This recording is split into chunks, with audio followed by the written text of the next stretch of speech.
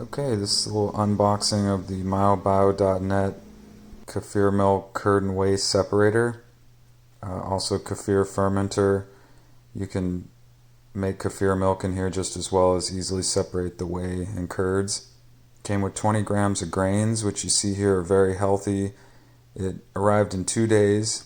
Came with a little gel ice pack, I guess to help keep it cold. As you saw in the temperature, or that infrared thermometer, it all arrived at about 77 degrees, which is well within the healthy range. Pulling everything out of the box, it was really well packaged. Everything was protected, as you'd expect, as it's a glass container. Looking over this thing, nothing looks cheap. Everything looks like it's well made. I was very happy with that. The receipt was in the box, as well as you'll see here in just a second. There's a piece of paper that came in this bag, which is the instructions for how to properly separate the curd and whey, and use this tap here to basically extract the whey easily, as that was my main goal of buying this, was so that I could easily get out some whey and make some fermented drinks with it. I'll talk more about this in a little bit. Okay, just finished unboxing my Miobio.net Kefir milk curd and whey separator. You can also ferment kefir milk in here if you wanted to. Pause it if you want. Here's some instructions with tips and tricks that they give you, which is nice. Like I said, you can actually ferment in here. It's just a container. The magic about Miobio.net is if you want to clean up this whole process, they have all their products come with a cage that you can store your grains in, so that when you want to separate everything, the grains come out nice and clean, and when the grains multiply, you can just empty the extra and transfer them to another container or into a jar, freeze them, refrigerate them, whatever you'd like to do. But like I said before, it seems like a really well-made product.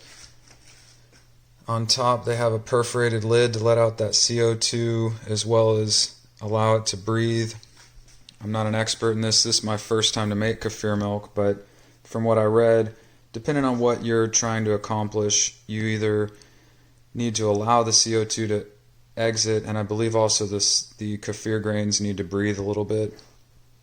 Some people say in other, I guess, processes, you need to seal it off tight so that there is no air coming in or out. But I bought this because I wanted to start using my fermentation crock, and a lot of the recipes for drinks call for whey. You can't buy whey, and separating it is kind of a unique task, a little bit messy. So looking online, this seemed like the only thing out there that makes that kind of a smooth process with this tap. As the kefir, curd, and whey separate, you can just drain out the whey and use that however you like. So pretty cool. I took this all apart and washed it. It was very easy to take apart. The tap, I've got big hands and I could reach in there and grab that nut on the back really easily, and I just use my other hand to unscrew the tap, and it worked out real nice. When you put this back together, like all things like this, they don't require, you don't need to tighten it down very hard, so I'd say just tighten it down just a hair, and if you're worried about it leaking, put in some water and check it, but really just needs about a quarter turn after it's hand tight, and that'll be enough to make a good seal.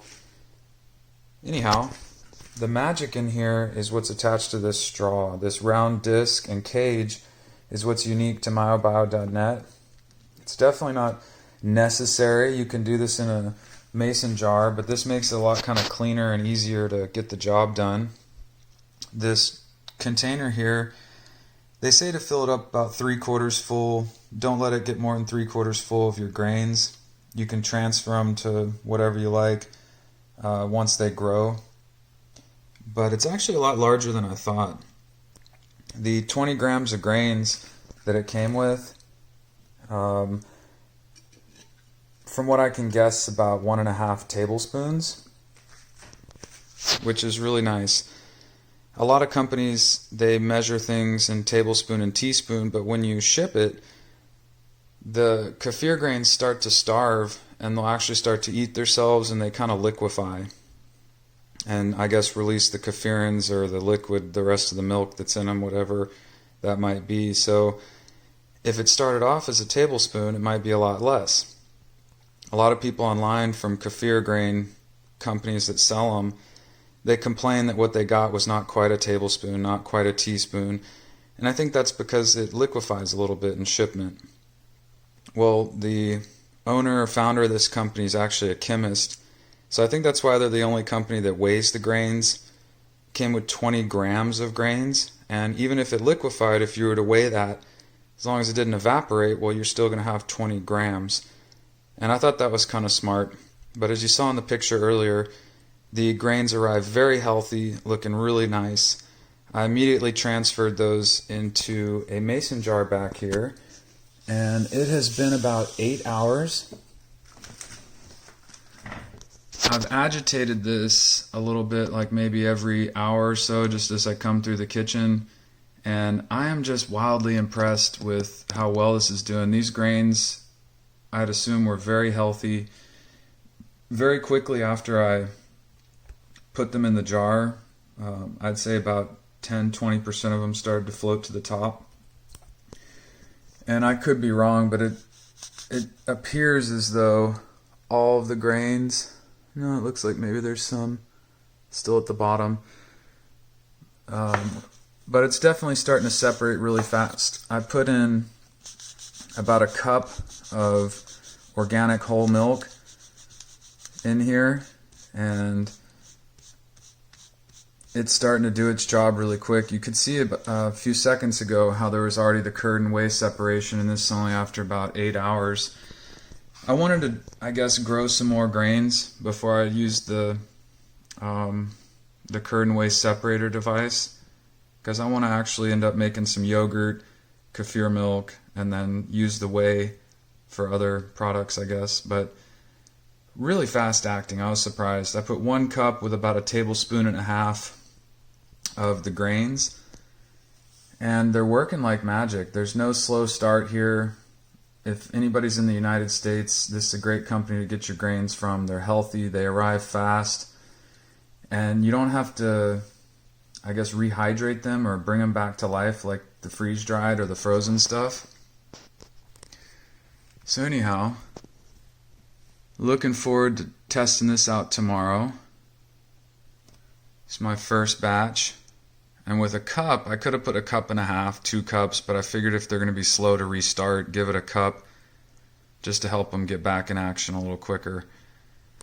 Overall, like I said, well, what I'll do later in another video is actually show the process, how this goes with the kefir milk curd and whey separator device.